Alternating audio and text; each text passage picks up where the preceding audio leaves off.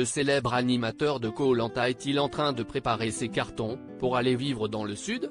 Celui qui habite avec ses 3 filles en banlieue parisienne, s'est confié à Nice Matin sur ses projets de maison sur la Côte d'Azur.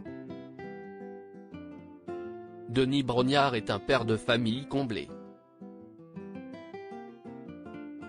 Il a un fils de 23 ans, Dimitri, issu d'un premier mariage et des jumelles, et une fille fruit de son mariage avec Hortense, Lily et Violette, née en 2005, et Blanche, née en 2006. Ce 26 mars 2023, l'animateur de Ninja Warrior était en séjour dans le sud de la France, en tant que parrain de la 4e édition du Festival des Jardins de la Côte d'Azur. Pour l'occasion, il se rendait dans les jardins de la Villa Ilonro, à Antibes pour la remise des prix de l'événement, qui ont départagé 17 créations paysagères, dans les plus beaux sites du territoire maralpin. Denis Brognard a profité de cet événement pour faire un séjour agréable dans le sud de la France, cette région qu'il aime tant. Interviewé dans ce contexte par Nice Matin, le présentateur de Koh-Lanta s'est laissé aller à quelques confidences sur ses projets.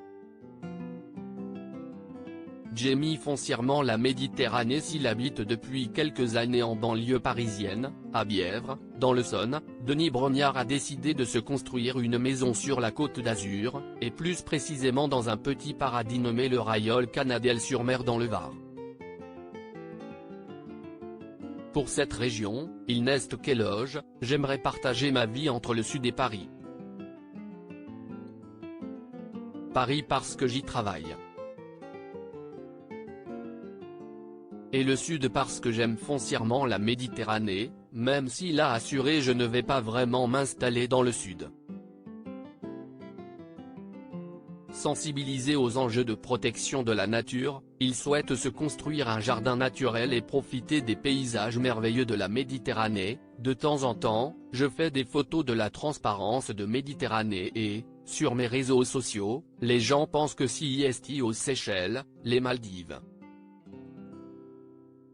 Mais non, c'est en France et en France métropolitaine.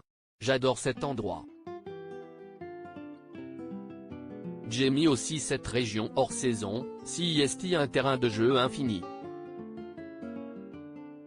Raconte-t-il, en véritable amoureux de ce petit havre de paix.